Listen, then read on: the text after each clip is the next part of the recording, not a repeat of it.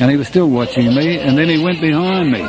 And I realised now that I've got to make a swinging movement with my right arm, and with the fish bait on it and the hook exposed, I couldn't do so because he would have been in my road and walked into the hook, and I thought it was Anand again, you see.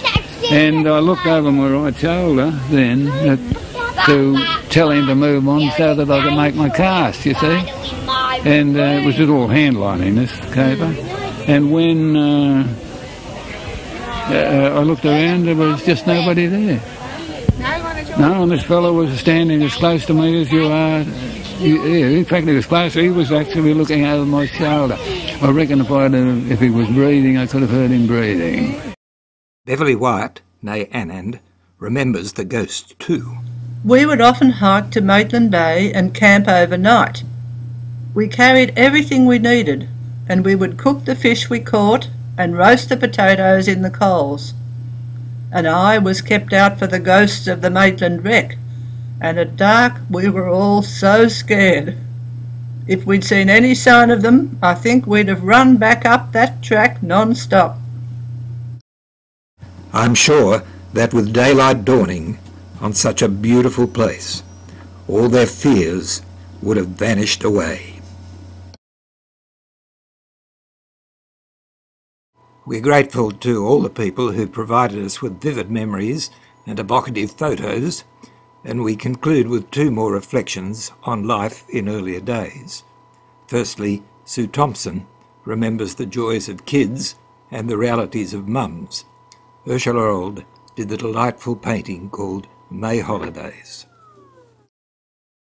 Growing up in Kilcare with my parents and my brother Phil was the best experience a child could have. The wonderful community, the characters, the freedom, sun, surf, and a great school with caring teachers. And let's not forget the abundance of seafood selection.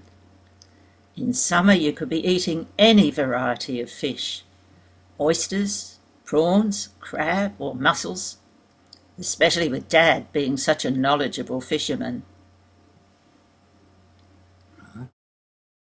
Mum had the hard duties, like most in those days. I've fond memories of her cooking on the old fuel stove that came with the house. Great in winter, but not so in summer. We'd always do the traditional hot Christmas dinner, and everyone would swelter. The party hats and bonbons made up for the heat a little. We all enjoyed the new electric stove in later years. I can remember Mum pulling me up those 60 steps in my stroller. I'd have been only 2 or 3 years old then. I would be giggling away, totally unaware of the struggle my mother was having. Beverly Wyatt, née Anand, provides us with a final reflection. How could my family and myself have been so lucky, growing up in a special place with the best childhood memories anyone could have wanted?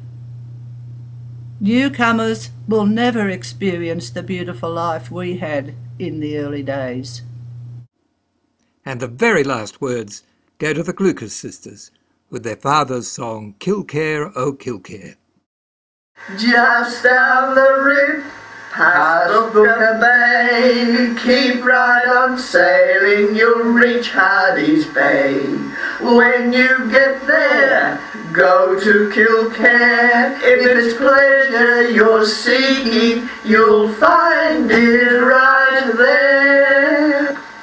Kilcare, oh Kilcare, why would you go back to Kilcare? See all you can, every man, then take a look at the girls with their high ties. Time flies, everyone says over there. Well, ta-ta, my dear, we're coming next year to all